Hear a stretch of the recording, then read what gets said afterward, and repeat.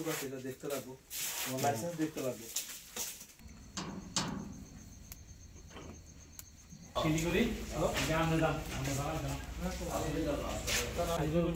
প্রশাসনের কাছে একটা খবর আছে যে এখানে ইউকো ব্যাংক যে মধুপুর আছে আমাদের ইউকো ব্যাংক, তার পাশে একটা গুদাম ঘর আছে, সেটার মধ্যে আমাদের কিছু মজুদ কিছু সামগ্রী আছে।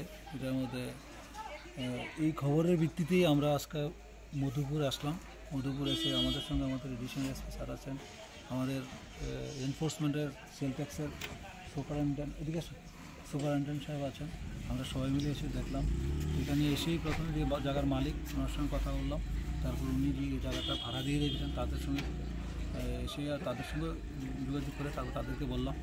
আমাদের সঙ্গে তারা খুব কোঅপারেশন করেছে। তো প্রথমত তারা প্রথম কয়েকটা গোডাউন দেখিয়েছে, সেগুলোর মধ্যে কোনো ধরনের পাইনি, কিছুটা জল পেয়েছি। আর একটা যেটা আছে সেটার মধ্যে এটা মজুদ অনেক বেশি পরিমাণ আছে, সেটা চাল আছে প্রায় 110 বস্তার মতো আনুমানিক বলছি। সেটা এখনও কালকে আমরা তাদের থেকে কাগজ চেয়েছি, সেই কাগজ নিয়ে আমাদের কাছে দেখাবে তাদের কীভাবে স্টক মেনটেন করেছে, তারপরে অবৈধ মজুদ কিনে এটা আমরা পরীক্ষা নিরীক্ষার মাধ্যমে পরবর্তী সময়ে জানা যাবে।